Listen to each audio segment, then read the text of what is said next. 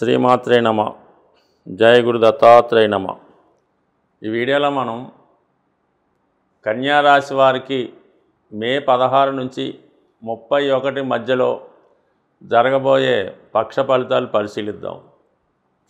కన్యారాశి వారికి గురుగ్రహం సుమారుగా ఇదే రోజు అంటే మే 15వ తారీఖున దశమ స్థానంలోకి రావడం జరిగింది. అంటే ఇప్పుడు ఈ రాశి వారికి ఉద్యోగపరమైనటువంటి ప్రయత్నాలు ఫలిస్తాయి.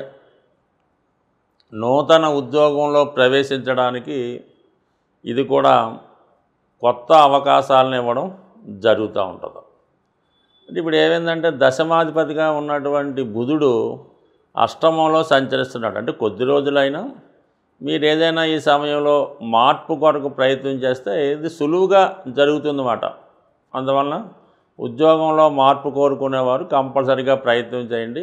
మార్పు తప్పనిసరిగా వచ్చే అవకాశం ఉంది.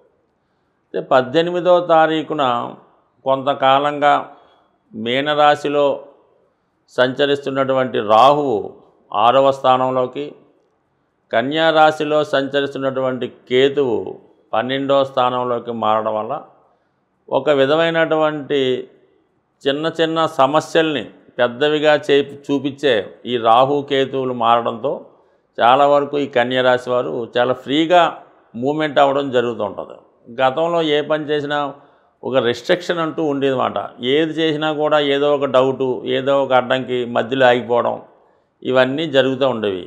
ఇప్పుడు స్వేచ్ఛగా ఈ కన్యారాశి వారు తమ నిర్ణయాలు తాము తీసుకొని స్వేచ్ఛగా వారి యొక్క జీవితాన్ని అనుభవించే అవకాశం ఈ సమయంలో ఉంటుంది. సో అందువలన ఏంటంటే ఈసారి ఏమైనా మీరు కొత్త ప్రయత్నాలు చేయొచ్చు. ముఖ్యంగా ఏంటంటే స్థిరాస్తి కొనుక్కునే ప్రయత్నం 100% ఈ సమయంలో మీకు స్టార్ట్ అయింది చెప్పాలంటే. ఇప్పటిదాకా మీరు ఇంకా ఏదైనా స్థిరాస్తి గృహం లాంటిది కొనకుండా ఉంటే ఈ సమయంలో మీరు ప్రారంభించడం మంచిది. దానికి 2 గ్రహాలు మీకు శుభగ్రహాలు అనుకూలించాయి. ఒకటి గురువు చతుర్థాన్ని వీక్షించడం, కేతువు కూడా ఎలాగ చతుర్థాన్ని వీక్షిస్తూ 12లో ఉన్నాడు. 12 అన్నది ఎప్పుడు కూడా ఖర్చు, ఇన్వెస్ట్మెంటు, పెట్టుబడి, అవుట్ గోయింగ్ మనీ చెప్తూ ఉంటుంది అనుకుందాం. కేతువు కూడా ఒక విధంగా కుజుడు లాంటి వాడు కన్యారాశి వారికి తృతీయాధిపతిగా వ్యయ స్థానంలో ఉండడం వల్ల ఏ ధనం అయితే కానివ్వండి 100% మీరు ఈ భూములు స్థిరాస్తుల మీద పెట్టుబడి పెట్టడానికి ఇది సరైనటువంటి సమయం. అలాగే విద్యార్థులు కూడా ఏదైనా ఒక మంచి కాలేజీలో చేరి వాళ్ళు ఎడ్యుకేషన్ కంటిన్యూ చేయడం, దానికి తగు విధమైనటువంటి ఆర్థిక సహకారం కూడా విద్యార్థులకి లభించే అవకాశం ఉన్నది. ఇక ముఖ్యంగా రాహు 6వ స్థానంలోకి ఉన్నాడు కాబట్టి చాలా కాలంగా పెండింగ్లో ఉన్నటువంటి పాత కేసులు కానీ, న్యాయస్థానంలో పెండింగ్లో ఉన్నటువంటి విషయాలు, ఆర్థిక సమస్యలు వీటి నుంచి బయటపడే అవకాశం ఉంటుంది. అలాగే దీర్ఘకాలికంగా మీకు ఏదైనా అనారోగ్య సమస్యలతో ఇబ్బంది పడుతుంటే వాటి నుంచి మీరు ఏదైనా ఆయుర్వేద వైద్యం ద్వారానో లేదా వేరే విధంగా మోడర్న్ వైద్యం ద్వారా దాటి నుంచి బయటపడడానికి కూడా 6వ స్థానంలో ఉన్నటువంటి రాహు మిమ్మల్ని శత్రువులు, రోగాలు, రుణాల నుండి విముక్తి చేస్తుంది. అలాగే కొత్తగా విజయ అవకాశాలని రావడం జరుగుతూ ఉంటుంది. ఈ సమయంలో మీరు ఏదైనా ఇంటర్వ్యూకి వెళ్ళినప్పుడు కంపల్సరీగా మీరు సెలెక్ట్ అవ్వడం జరుగుతుంది. ఈ గ్రహస్థితి ఎవరైతే మెడికల్ విద్యలో ప్రవేశించడానికి ప్రయత్నం చేస్తున్నారో వారికి చాలా వరకు ఇది అనుకూలించే అవకాశం ఉన్నది. ఇక శుక్రుడు ధన భాగ్యాధిపతిగా 7వ స్థానంలో శనిగ్రహంతో సంచరించడం వల్ల వ్యక్తిగతంగా మీరు స్త్రీ అయి ఉంటే మీకు కానీ, మీ కుటుంబంలో ఒక స్త్రీకి, అది మీ అమ్మాయ, కోడల, మీ భార్య లేదంటే మీ మదర, వాళ్ళకి కొత్త ఉపాధి అవకాశాలు రావడం జరుగుతూ ఉంటుంది. అలాగే వారి యొక్క విదేశ ప్రయత్నాలు కూడా చాలా వరకు ఫలిస్తాయి. ఇది ఎక్కువ ఈ కన్యారాశిలో చాలా వరకు ఈ సినిమా పరిశ్రమలో చిన్న చిన్న క్రాఫ్ట్స్లో ఉన్న వాళ్ళకి కొత్త అవకాశాలు రావడం జరుగుతూ ఉంటుంది. ఇంతకాలంగా మీ యొక్క టాలెంట్ని ఇతరులు ఉపయోగించుకుంటూ మిమ్మల్ని ఏదో కొద్దిగా ధనం ఇచ్చి మీ యొక్క కష్టం, మీ యొక్క పేరు అంతా వాళ్ళు ఉపయోగించుకోవడం జరుగుతూ ఉంటుంది.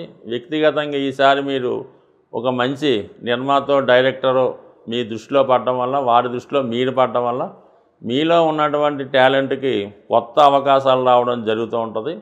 ఇక నుంచి మీరు చాలా బిజీగా మీలో ఉన్నటువంటి టాలెంట్ని బట్టి ఒక ఆర్టిస్ట్గానో, ఒక మిమిక్రీ ఆర్టిస్టు, ఒక డబ్బింగ్ ఆర్టిస్ట్గానో 100% మీ యొక్క టాలెంట్కి తగిన గుర్తింపు కూడా ఈ సమయంలో రావడం జరుగుతూ ఉంటుంది. అలాగే ఏదన్నా ఈ రాశి వారికి గురువు యొక్క అనుకూలత ఏర్పడడంతో అటు వృత్తిపరమైన సమస్యలు, అలాగే స్థిరాస్తికి సంబంధించిన సమస్యలు చాలా వరకు పరిష్కారం అయ్యే అవకాశం ఉంటుంది. ఈ పక్షంలో ప్రధానమైనటువంటి గ్రహాలైనటువంటి రాహువు, కేతువు, గురువు మారడం జరిగింది. ఎప్పుడైనా శుభగ్రహాలు రాశి మారినప్పుడు పెద్దగా ఎవరిని ఇబ్బంది పెట్టవు, కానీ ఈ పాపగ్రహాలైనటువంటి శని, కుజ, రాహు, కేతు మారినప్పుడు ఆ మారిన భావాన్ని బట్టి ఏదో ఒక సమస్య రావడం జరుగుతూ ఉంటుంది. మరి ప్రధానంగా రాహు ఇప్పుడు రాశి స్వక్షేత్రంలోకి రావడం వల్ల రాహువు అత్యంత బలవంతుడై ఉంటాడు. అంటే రాహు ఎప్పుడు కూడా చెడు కార్యక్రమాలకి, అవినీతికి, సంఘ విద్రోహ చర్యలకి కారణం అవుతూ ఉంటాడు. కాబట్టి ఎవరి జాతకంలో అయినా సరే రాహు ఏదో విధంగా వాళ్ళని స్ట్రగుల్ చేయడం జరుగుతూ ఉంటుంది. మరి మారేడు కాబట్టి ముందుగా రాహు పెట్టే ఇబ్బందుల నుంచి బయటపడాలంటే కంపల్సరిగా రాహుగ్రహానికి పరిహారం చేసుకోవాల్సి ఉంటుంది. రాహుతో పాటు కేతువు కూడా ఉంటాడు కాబట్టి సాధ్యమైనంత వరకు మన అదృష్టవశాత్తు ఈ నెల అంటే ఈ పక్ష ప్రారంభంలోనే 16వ తారీఖున సంకష్టహర చతుర్దశి. ఆ చతుర్దశి రోజు వినాయకుడికి అభిషేకం కానీ, హోమం కానీ, ఏదైనా గరికతో అర్చన కానీ, ఏదో పూజా కార్యక్రమం చేసుకోవడం వల్ల దాని తర్వాత వచ్చే అమావాస్య రోజు కానీ, శుక్రవారం రోజు కానీ, ముఖ్యంగా అమావాస్య అయితే మంచిది. ఏదైనా అమ్మవారి ఆలయంలో, ఎస్పెషల్లీ కనకదుర్గ అమ్మవారి ఆలయంలో మరి విధి విధానంగా అమ్మవారి కుంకుమార్చన చేయడం, వీలైతే ఒక 4 కొబ్బరికాయలు అమ్మవారి ఆలయంలో ఇవ్వడం వల్ల కంపల్సరిగా రాహు అనుగ్రహానికి కుదురుతుంది. రాహు మనకి అనుగ్రహించాడంటే చాలా చక్కని ఫలితాలు ఇవ్వడం జరుగుతుంది. రాహు ఇచ్చాడంటే ఫలితం చాలా హై లెవెల్లో, టాప్ లెవెల్కి వెళ్ళిపోవడం జరుగుతూ ఉంటుంది. అదే రాహు తలుచుకుంటే జాతకుడిని వ్యసనపరుడుగా, అపకీర్తి పాలు చేసి ఎందుకు పనికిరాని వాడుగా కూడా చేసే విద్య రాహు దగ్గర మాత్రమే ఉంటుంది. గత జన్మలో మనం చేసుకున్నటువంటి పాపపుణ్య కర్మల్ని ఈ జన్మలో అనుభవించే విధంగా ఈ రాహుకేతువులు కార్మిక్ కంట్రోల్ ప్లాంట్స్గా ఉంటాయి. ఎప్పుడైనా రాహుకేతు మారినప్పుడు కంపల్సరిగా అటు విఘ్నేశ్వరుని, ఇటు అమ్మవారిని ప్రార్థించుకోవడం వలన రాహుకేతువుల అనుగ్రహం లభిస్తుంది. అయితే గురువు కూడా ఇప్పుడు మారాడు కాబట్టి ఏదన్నా ఒక పాపగ్రహం యొక్క ఫలితం, చెడు ఫలితం తగ్గడం ఎంత ఇంపార్టెంటో శుభగ్రహాన్ని కూడా బలవంతంగా ఇంకా డెవలప్ చేసుకుంటే అవి ఇంకా శుభ ఫలితాలు ఇచ్చి ఈ పాపగ్రహ ఫలితాలని తగ్గించడం జరుగుతుంది.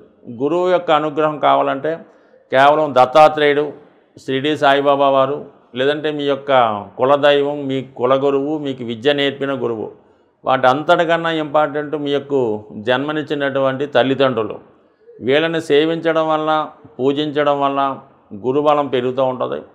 ఇంకా ఈ అవకాశం లేని వారు ఇవన్నీ మన వల్ల అనుకుంటే మీరు ఏదన్నా ఒక గోశాలకు వెళ్ళి గోవుకి సేవ చేయడం కానీ, వ్యక్తిగతంగా రైతుల దగ్గర ఉన్నటువంటి గోవుకి శుభ్రంగా పూజాది కార్యక్రమాలు నిర్వహించడం వల్ల కూడా గురువు యొక్క అనుగ్రహం లభిస్తూ ఉంటుంది. వీటన్నిటికన్నా ఇంపార్టెంట్ ఏంటంటే తల్లిదండ్రులు ఏమైనా ఇబ్బందుల్లో ఉంటే వారికి ఎటువంటి ఇబ్బందులు లేకుండా వారికి కావాల్సిన సదుపాయాలు చేయడం వల్ల కూడా మీకు ఈ గురుబలం పెరుగుతుంది.